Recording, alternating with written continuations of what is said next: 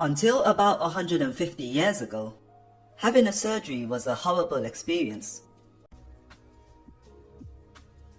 In terms of non-pharmacological methods, we have documentation from ancient Assyria, where surgeons applied pressure to both carotid arteries before an operation, which would cause a person to pass out.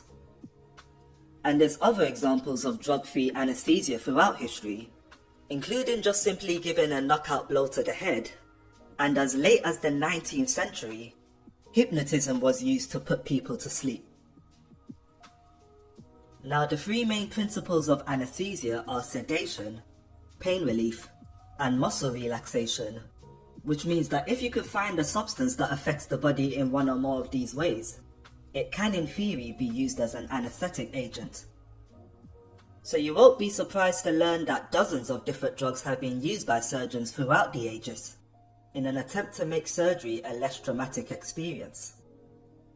After looking through the many examples of ancient anesthesia, the drugs that seem to come up a lot were cannabis, opium, and alcohol. All three of these drugs have a long history of being used recreationally, but the sedative effects have also meant that they were occasionally used by top surgeons of the time. In China during the 2nd century AD, there was a legendary surgeon called Hua Tuo, who used a herbal mixture known as maphesian, and cannabis is believed to have been its main ingredient. Going forward in time to the medieval Islamic world, it became common for surgeons to soak a sponge with substances like opium and then place it over the patient's nose, a technique that was described in the famous Canon of Medicine. And moving west to England around the time of William Shakespeare, the mixture of choice was an alcoholic drink called Jwel, which also contained other powerful anesthetic ingredients like mandrake, hemlock, and opium. Despite the numerous documentation of the use of these substances for surgery, none of these really made their way into standard surgical practice wherever they were used. The most likely reason for this was because of the very strong religious beliefs at the time, which saw pain and suffering as a natural part of life, so any attempt to prevent it could be seen as being sinful. Surgery was also still a very imprecise field of medicine, and only used as the very last resort treatment. When it was done, the main aim of surgery was to operate as fast as possible to limit how long the pain lasts. But this would all change during the mid-19th century. As thinking became more enlightened, surgery was becoming more advanced, and anesthesia would eventually become its own specialized field of medicine. The story of modern anesthesia begins with nitrous oxide.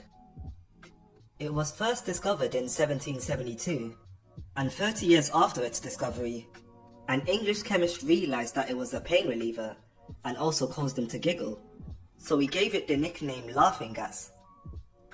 Humphrey Davy suggested all the way back in 1799 that it could be potentially used for surgeries, but it took over 40 years for someone to actually try it out.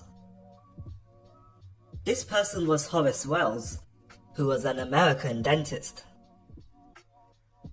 It happened quite by accident in 1844, when he was in the city of Hartford, Connecticut, and he was watching a live show that was demonstrating the effects of nitrous oxide when you inhaled it. One of the audience members were put under the influence of nitrous oxide during this performance, and hit their leg hard against a piece of wood. The person had clear bruises and cuts to his knees from this, but he couldn't feel a thing, which led Horace Wells to see great potential in this gas. He first tested the effects of nitrous oxide in himself, by getting another dentist to remove his tooth while under the influence of it, and after this was successful, he began to regularly use it on his patients in the dental practice that he owned. The next step from this was to reveal his discovery to the wider medical and dental community, and he would do it with a demonstration to medical students in Massachusetts General Hospital. He was able to do this with the help of William Morton, his former dental student and business partner, who had since moved to Massachusetts to study medicine. The demonstration took place in a large lecture room, and a student was asked to volunteer to allow the tooth to be extracted. But this turned out to be a failure, as Wells didn't administer the nitrous oxide properly this time round, so the student was crying out in pain during the extraction. Even though the student remembered nothing about the events that transpired after his tooth was removed, this was nevertheless a huge embarrassment to Horace Wells, and he was dismissed as a charlatan. He would eventually fall into a severe depression, and Wells committed suicide 4 years after this demonstration, and he did this by cutting his femoral artery after inhaling chloroform, another anesthetic agent, which we'll get into later. But Horace Wells would end up being influential in the field of anesthesia, as his student William Morton would build upon his work. Instead of nitrous oxide, he turned to ether as a possible agent. Ether was very popular in the early 19th century as a recreational drug, as people used to inhale it and get high in parties, which were known as ether frolics. Morton decided to test out the anesthetic effects of ether after attending one of these parties, and seeing the effects that it had on him. He did some preliminary experiments on ether which looked promising, so he decided to do what his former mentor failed to do, and demonstrate the potential of anesthesia to the world.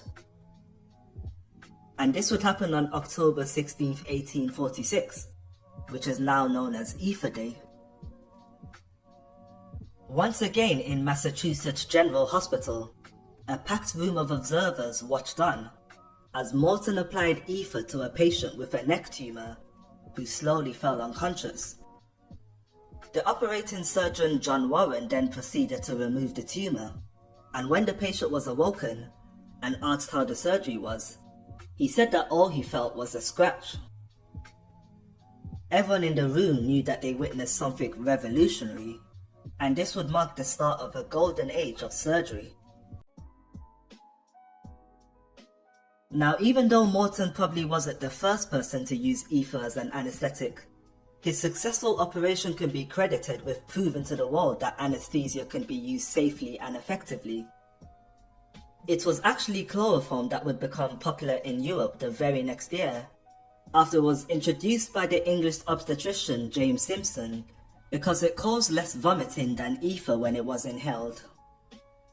Chloroform was used by the famous Dr. John Snow to assist in the birth of Queen Victoria's child in 1853, which was a widely publicized event, and made it so that the general public would accept the prospect of being anesthetized. After the events of the Ether Dome, a new field of doctors emerged who trained specifically as anesthetists, and with the help of the development of the antiseptic technique by Joseph Lister, surgery would become a safer and painless experience. The complexity of operations that could be performed increased greatly from the 1860s onwards, because surgeons could now be slow and methodical with the operations. Despite these previous advancements, anesthesia was by no means finished with its development. Doctors found out that sometimes you didn't need general anesthesia for surgery, especially if it was a minor operation. This led to the introduction of local anesthesia in the 1880s, and the first drug to be used for this purpose was none other than cocaine. It was first isolated from the South American coca plant in 1855, and was initially used for various purposes, like hunger suppression, as an energy stimulant, and even to treat morphine addiction. But a German ophthalmologist would discover the drug's effectiveness as a local anesthetic after a rather gruesome experiment, in which he applied a solution of cocaine to his eye, and was able to prick the eye with a pin without flinching.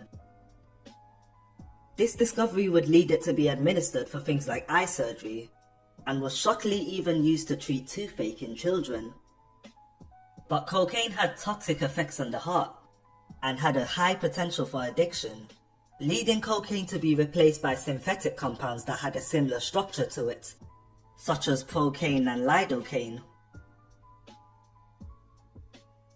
Going back to general anesthesia, the trio of nitrous oxide, ether and chloroform remained the mainstay of the field for nearly 100 years, after which they were superseded by safer and more effective drugs, thus reducing the complications of surgery even further. The concepts that there was a triangle of anesthesia would gain prominence in the 1940s, and from then on, it became standard for surgeries to use a combination of drugs. Nowadays in a typical surgery, an anaesthetist will use a strong analgesic to block any pain sensation, sedating agents that render a person unconscious, and lastly muscle relaxants, which paralyze the diaphragm and allows a ventilator to breathe for a patient.